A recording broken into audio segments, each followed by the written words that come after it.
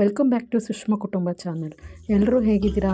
I hope ಎಲ್ಲರೂ ಚೆನ್ನಾಗಿದ್ದೀರಾ ಅಂತ ಭಾವಿಸ್ತಾ, ಪ್ಲೀಸ್ ನನ್ನ ಚಾನಲನ್ನು ಸಬ್ಸ್ಕ್ರೈಬ್ ಮಾಡಿ, ಶೇರ್ ಮಾಡಿ, ಕಮೆಂಟ್ ಮಾಡಿ. ಈ ವಿಡಿಯೋ ಇಷ್ಟ ಆದಲ್ಲಿ ಒಂದು ಲೈಕ್ ಮಾಡಿ ಫ್ರೆಂಡ್ಸ್. ನಮ್ಮ ಮನೆಯಲ್ಲಿ ಲಿಂಟ್ಲು ಲೆವೆಲ್ ತಲುಪಾದ್ಮೇಲೆ ಅದಕ್ಕೆ ಲಿಂಟ್ಲು ಕಟ್ಟೋದಕ್ಕೆ ಬಾರ್ ಬೆಂಡಿಂಗು ಮತ್ತು ಸೆಂಟ್ರಿಂಗ್ ಅವ್ರ ಕೆಲಸ ಎಲ್ಲ ಮುಗಿದ್ಮೇಲೆ ನೆಕ್ಸ್ಟ್ ಡೇ ಕಾಂಕ್ರೀಟ್ ಹಾಕೋಕ್ಕೆ ಎಲ್ಲ ಲೇಬರ್ಸ್ಗಳು ಬಂದಿದ್ದಾರೆ. ಲೇಬರ್ಸ್ಗಳ ಕೆಲಸನೇ ಇವತ್ತು ಕಾಂಕ್ರೀಟ್ ಹಾಕೋದು. ಇವತ್ತೆಲ್ಲ ಫೈನಲ್ ಮಾಡಿಬಿಡ್ಬೇಕು ಅಂತ ಹೇಳಿ ಜಾಸ್ತಿ ಜನ ಬಂದು ಎಲ್ಲ ಕಾಂಕ್ರೀಟ್ ಹಾಕ್ತಿದ್ದಾರೆ. ಒಂದೊಮ್ಮೆ ಕಾಂಕ್ರೀಟ್ ಹಾಕೋದನ್ನು ನೋಡ್ಕೊಂಡು ಬನ್ನಿ ಫ್ರೆಂಡ್ಸ್.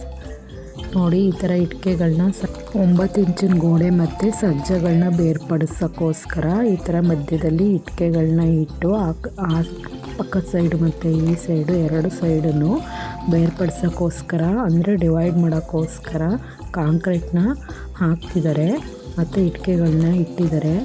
ಇದು ರೇಷಿಯೋ ಹೇಗೆ ಹಾಕೋತಿ, 10 ಬಾಂಡ್ಲಿ ಎಮ್ಸೆಂಡ್ಗೆ 1 ಮೂಟೆ AC ಸಿಮೆಂಟನ್ನು ಹಾಕೋತಿದ್ದಾರೆ. ಈ ರೇಷಿಯೋದಲ್ಲೇ ಅವರು ಮಿಕ್ಸ್ ಮಾಡಿ ಹಾಕೋತಿದ್ದಾರೆ. ಮತ್ತು ಸ್ಟೆಪ್ಸ್ಗೂ ಅಷ್ಟೇ ಫ್ರೆಂಡ್ಸ್. ನೋಡಿ, ಲಿಂಟ್ಲ್ ಲೆವೆಲ್ ಆದಮೇಲೆ ನೆಕ್ಸ್ಟು ಅದ್ರ ಮೇಲೆ ತಾರಸಿವರೆಗೆ ಗೋಡೆ ಬರಬೇಕಲ್ವ, ಆ ಗೋಡೆನೂ ಸಹ 2 ದಿನದಲ್ಲಿ ಎಲ್ಲ ಫುಲ್ ಫಿನಿಷ್ ಮಾಡಿಕೊಟ್ರು. ನಮ್ಮನೆ ಸ್ಟೆಪ್ಸು ಲ್ಯಾಂಡಿಂಗಿಗೆ 14 ಮೆಟ್ಲುಗಳು ಬಂದಿದ್ದಾವೆ. ನೋಡಿ, ಸಮಾಬೇಸ ಅಂತ ಹೇಳಿ ಮೆಟ್ಲುಗಳನ್ನ ಎಣಿಸ್ಕೊಂಡು ಹೋಗಬೇಕು. ಅಂದರೆ ಆದಾಯ ನಷ್ಟ ಅಂತ ಹಂಗೆ ಎಣಿಸ್ಕೊಂಡು ನಮಗೆ ಫುಲ್ಲು ನೆಕ್ಸ್ಟ್ ಫ್ಲೋರ್ಗೆ ನಮಗೆ ಆದಾಯಕ್ಕೆ ನಾವು ಕಾಲಿಡಬೇಕು. ಹಾಗಾಗಿ ಈಗ ನಮಗೆ 14 ಮೆಟ್ಲು ಲ್ಯಾಂಡಿಂಗು ಸೇರಿ ಬಂದಿದೆ.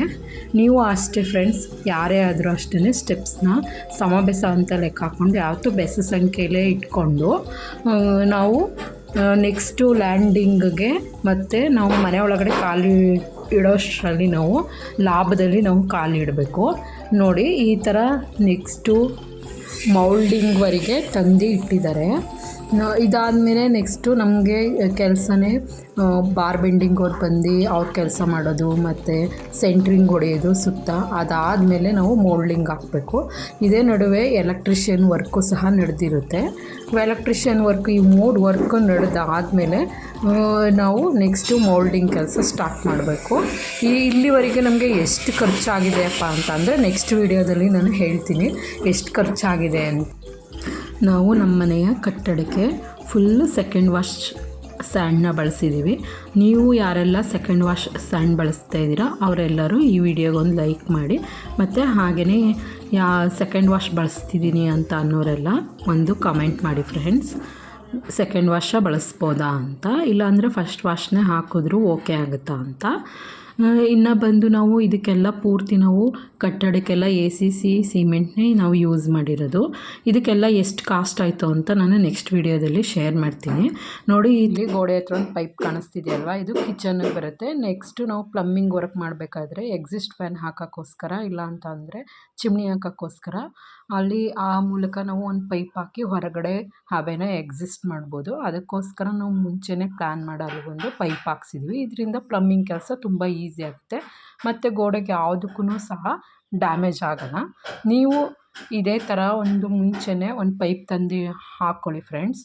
ಇದರಿಂದ ನಿಮ್ಮ ಗೋಡೆನೂ ಸಹ ಯಾವುದೇ ರೀತಿ ಬಿರುಕು ಬಿಡೋದಿಲ್ಲ. ಮತ್ತು ನೀವು ಮೇನ್ ಎಂಟ್ರೆನ್ಸಲ್ಲಿ ಒಳಗಡೆ ಕಾಲಿಡಬೇಕಾದ್ರೆ ಒಂದೇ ಒಂದು ಸ್ಟೆಪ್ಸ್, ಅಂದರೆ ವಾಸ್ಕಲ್ ಹತ್ರ ಒಂದೇ ಒಂದು ಸ್ಟೆಪ್ ಮಾತ್ರ ಹಾಕಿಸ್ಕೊಳ್ಳಿ. ಇಲ್ಲ ಅಂತ ಅಂದರೆ 3 ಸ್ಟೆಪ್ ಹಾಕಿಸ್ಕೊಳ್ಳಿ. 2 ಸ್ಟೆಪ್ ಅಂತೂ ಯಾವ ಕಾರಣಕ್ಕೂ ಹಾಕಿಸ್ಕೋಬೇಡಿ ಫ್ರೆಂಡ್ಸ್. ಇದೊಂದು ಈ ವಿಡಿಯೋ ಮೂಲಕ ಸ್ಮಾಲ್ ಟಿಪ್ಸ್ ಹೇಳ್ತೀನಿ. ನೋಡಿ, ನಾವು ಫೈನಲಿಯಾಗಿ ನಮ್ಮ ಮನೆ ಮೌಲ್ಡಿಂಗ್ ಲೆವೆಲ್ಗೆ ಈ ಥರ ಕಾಣಿಸ್ತಿದೆ.